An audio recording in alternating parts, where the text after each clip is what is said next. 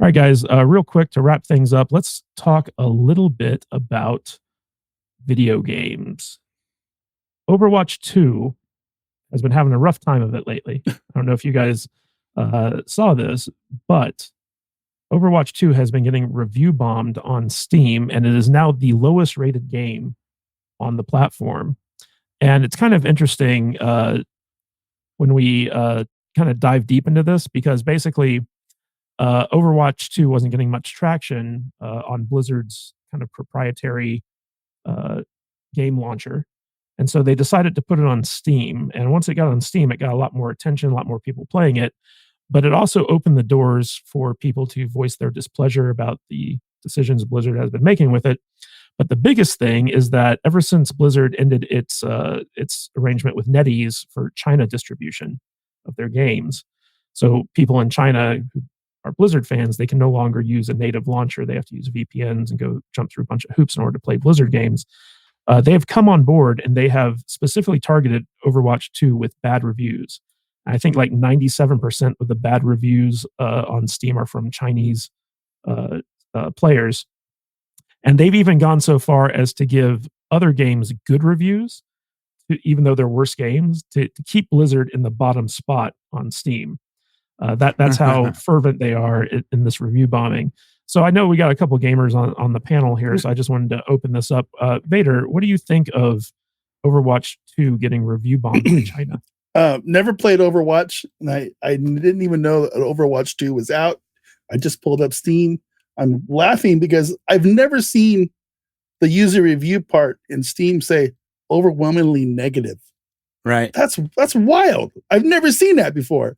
Most of the games I play are, like overwhelmingly positive or mixed. Like the bigger the game, no matter how good or bad it is, the bigger the game, the more reviews. You eventually get to the mixed reviews point. When Overwatch came out, it was the beginning of the end of Blizzard for me. It was weird. It was these weird inserts, these weird woke characters. It's like, this person's gay, this person's bi. We have a trans character or whatever.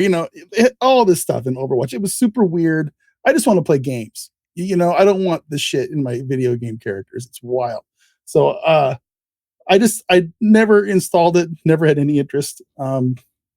It's weird. And Blizzard's in a bad spot right now. Activision's in a bad spot. And I'm not playing any other games. I downloaded and played Diablo 4 for 2 hours a couple weeks ago, and I said, done. I don't want to subject myself to this. It's all I played for 2 hours, but I played for 10 minutes, and the rest of it was just cutscenes.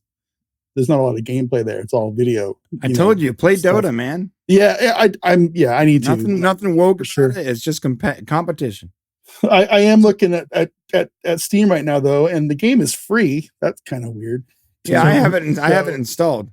Real quick, I just want to shout out Jillian N, who gifted 5 Salty Nerd memberships. Nice. Thank you so much, Jillian. You helped us hit our goal. But Matt Vader 74 received one of those memberships. So Vader, you're now a member of our own channel. That's good. I can watch the videos now. That's awesome. You can thank Jillian for that one. Jillian, thank you so much. We really appreciate your generosity on that one. That's great. But yeah, continue on with your thought, Vader. I don't know. I don't really have much more to thought. This story that it's getting review bombed. It's mostly by people in China, which I find interesting. I think they're mad because Blizzard pulled their support from China, and whatever. It is what it is. I don't play Blizzard games right now, so I would probably be review bombing them anyway. I get it. Epic Mike, you have a Twitch channel. You stream video games and stuff like that.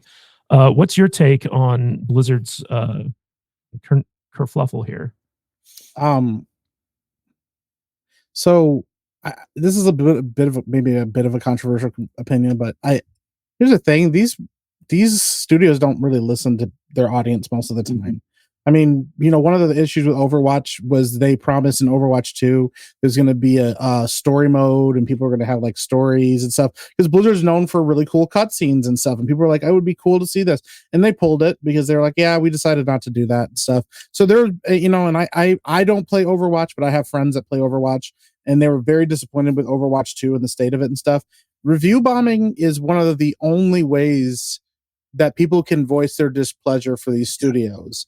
And we've watched studios move heaven and earth to change the way that reviews happen and change the way that things happen. And things like we watched it with like Rotten Tomatoes, when, anytime an audience tries to overwhelmingly respond to something, they get accused of review bombing. And it's like, especially when it doesn't fit the ideology. So like if Sound of Freedom is 100% overall on Rotten Tomatoes, they're going to say, oh, right wingers are overwhelmingly review bombing in positive ways. And then when Captain Marvel gets a bunch of negative responses, oh, these incels are overwhelmingly responding the negative way and stuff. So the fact that is being argument, I think there's a way to look at this and see studios are actually bothered by that.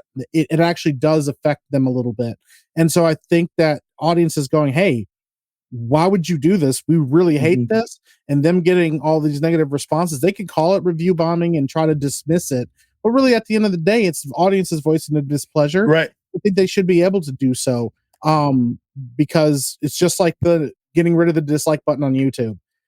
They can say all day long, oh, they're downvoting because they're trolling and blah blah blah blah blah. I'm like, most of the time, you can tell. And the thing is, if people actually like look at something and go, well, we like what's going on here, like you said, the two will even out. So you might get a mixed response because people are going, no, I like this. Why are people hating on this? But the fact is, it's not, and nobody's responding well because nobody wants to defend it. Yeah, there's something else. I'm looking through the game here on Steam, and I just noticed something else. You can buy bundles. You can buy, the game is free, but you can buy the Invasion bundle for $14.99, and you can buy the Invasion Ultimate bundle for $40. But here's the thing, I've never seen this before on a Steam game before, and probably because I haven't looked that hard. But it says this product is not eligible for a refund. So if you don't like. No. That's very strange. Well, no, right? It's not. That's not strange for these are like skins and stuff. Well, okay, so there's skins. So okay. Yeah. So it's not the actual game itself. It's like skins and crap that you can use to customize your experience. The thing about Overwatch is very strange. Okay. Overwatch is no, it's not. They do that for other games too that sell skins. Like you can't get a refund. I believe you, man. I believe you. Just it kind of took me aback there for a second. Yeah, well, so games have refunds after like a couple hours or whatever, right? But not skins. Right. So the thing about this game is like the reviews that the game is getting are not all about the game. In fact, I would even argue that Overwatch is not even a bad game. It's actually a pretty good game. If you like first-person shooters and MOBAs, this is the game for you. I don't like FPS. I'm too old for FPS games now. I need like turn-based games now. My brain doesn't work fast enough. Monopoly online. Right, yeah. My brain is not fast enough for that twitch reaction you need to be successful in an FPS game. But I used to love them. In fact, I came in 3 at Winter CPL back in 2003 for Counter-Strike. But this game right now is not being review bombed in the normal sense where it's like people are giving it bad reviews because it's a bad game or it was unfinished, like Baldur's Gate. You guys remember that debacle?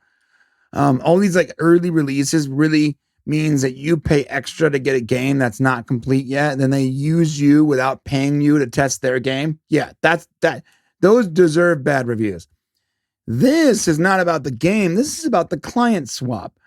Because there are people that have been playing Overwatch for thousands of hours in the Blizzard client.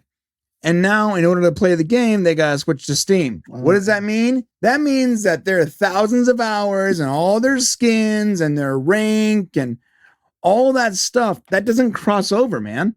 Wait, so it's not on the Blizzard app at all?